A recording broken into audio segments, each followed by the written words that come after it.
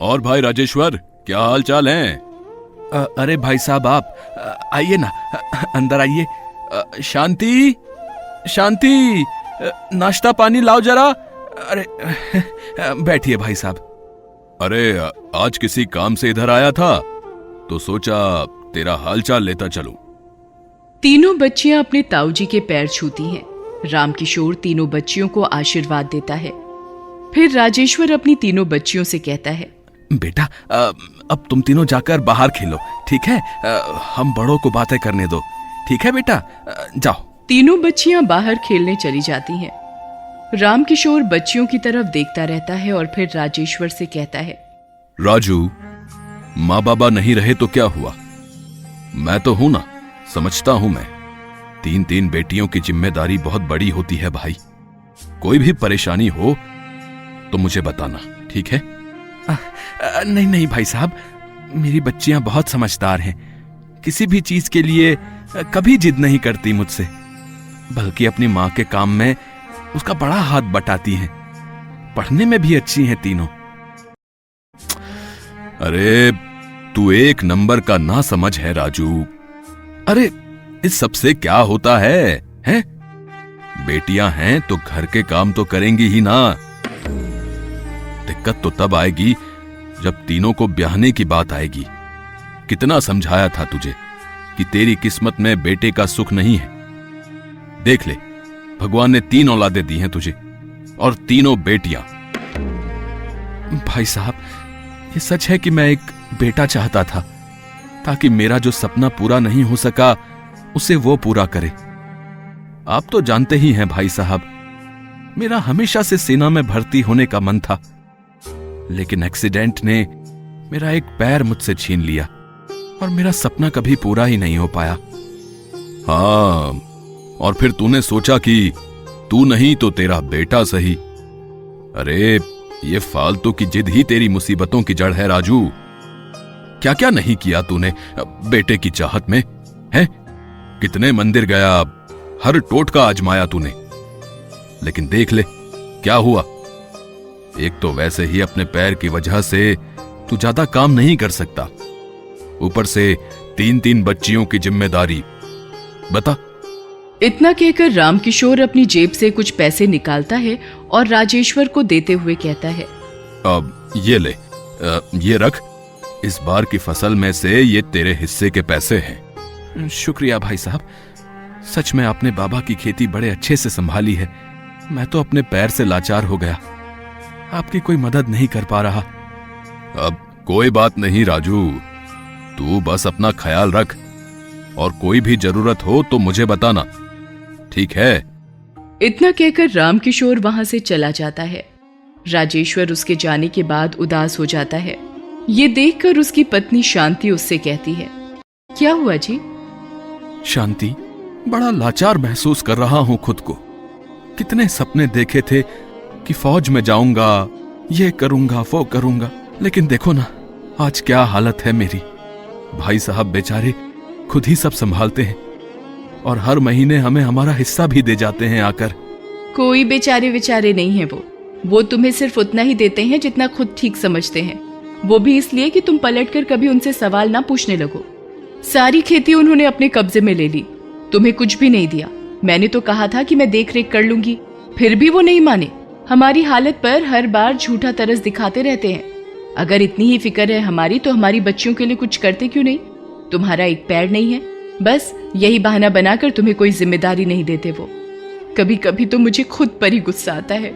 अगर मैं आपको एक बेटा दे सकती तो आज हमें इतना परेशान नहीं होना पड़ता। शांति की आंखों में आंसू आ जाते हैं। कोई बात नहीं शांति, इसमें तुम्हारा कोई कसूर नहीं, सब किस्मत का खेल है। राजेश्वर की माली हालत बिल्कुल भी अच्छी नहीं थी। वो और शांति मिलकर बांस की टोकरियां बनाने का काम करते थे और इसी से उनका गुजारा चलता था। एक पैर ना होने के बावजूद राजेश बहुत मेहनत से अपना काम करता था। वो अपनी तीनों बच्चियों को गांव के सरकारी स्कूल में पढ़ा रहा था। वो खुद भी पढ़ा लिखा था, इसलिए रोज शाम को अपनी बच्चियों को खुद पढ़ाता था।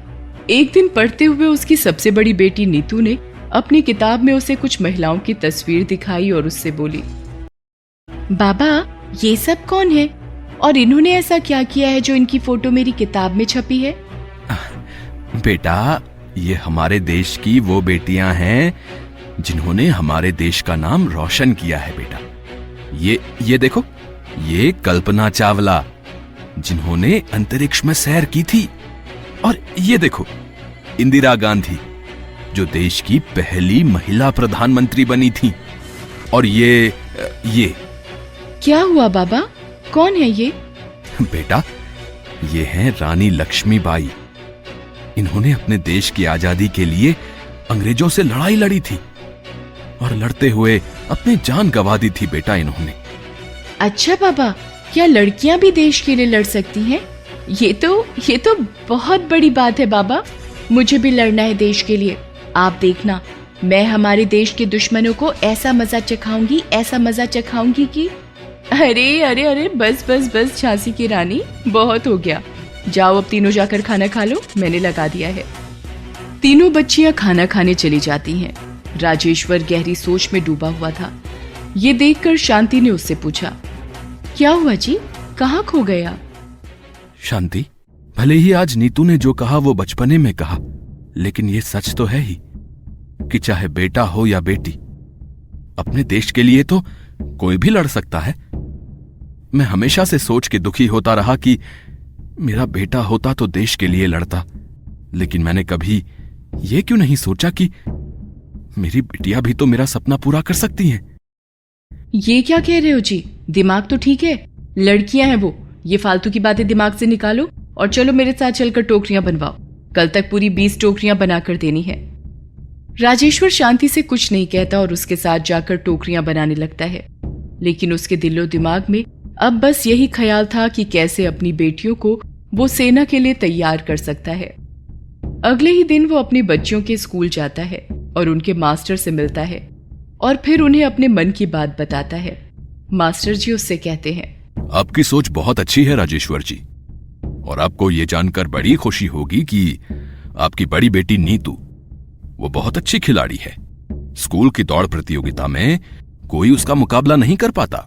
आपको मेरी राय ये है कि उसे एक अच्छा खिलाड़ी बनने दीजिए और आगे जाकर वो हमारी सेना की तरफ से दौड़ सकती है और हमारे देश का नाम रोशन कर सकती है। सच मास्टर जी, क्या ऐसा हो सकता है? लेकिन मेरी दोनों छोटी बेटियां, उन्हें तो दौड़ में कोई दिलचस्पी नहीं। मैं उन्हें भी फौज में भर्ती करवाना चाहता हूं मास्टर जी। आप उन्हें एयरफोर्स और नेवी में भेज सकते हैं। देखिए, गुंजा और रीमा दोनों पढ़ाई में बहुत अच्छी हैं। अगर दोनों इसके लिए खुद को तैयार कर लें तो उनकी ट्रेनिंग सरकार ही कराएगी। मास्टर जी, ये तो बहुत ही अच्छी बात है।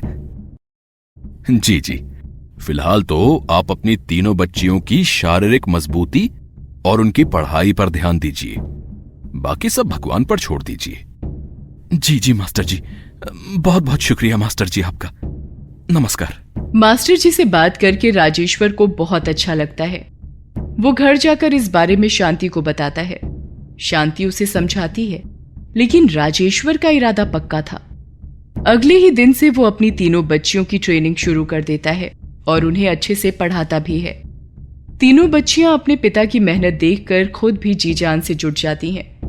नीतू को राजेश्वर कई दौड़ प्रतियोगिताओं में हिस्सा दिलवाता है, जिसमें हमेशा वो सबसे आगे रहती है। इसी तरह गुंजा और रीमा भी मन लगाकर पढ़ती हैं। ऐसे ही वक्त गुजरता गया और तीनों बच्चियां बड़ी हो गईं। अब पैसों की किल्लत के आगे राजेश्वर कमजोर पड़ रहा था। बच्चियों को सेनाओं का एंट्रेंस एग्जाम दिलवाने के लिए उसे पैसों की जरूरत थी। जब कहीं से कोई रास्ता नजर नहीं आया तो वो अपने बड़े भाई रामकिशोर के घर जा पहुंचा और उनसे बोला, नमस्ते भाई साहब, कैसे हैं आप? मैं तो ठीक हूं, पर तुमने ये क्या नया फितूर पाल लिया है?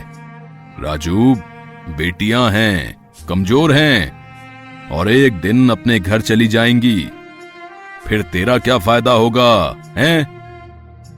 भाई साहब, मेरा जो होना था वो हो गया। अब मुझे अपनी तीनों बच्चियों का भविष्य संवारना है। शादी जब होगी तब होगी। फिलहाल मुझे अपनी तीनों बच्चियों को सेना में भर्ती करवाना है, कैसे भी। नीतू दौड़ में नेशनल चैंपियन है, गुंजा भी एयरफोर्स का एंट्रेंस एग्जाम देने के लिए तैयार है, और अपनी रीमा उसने तो ठान रखा है कि भारतीय सेना के जहाजों में हमारे जवानों का इलाज करेगी।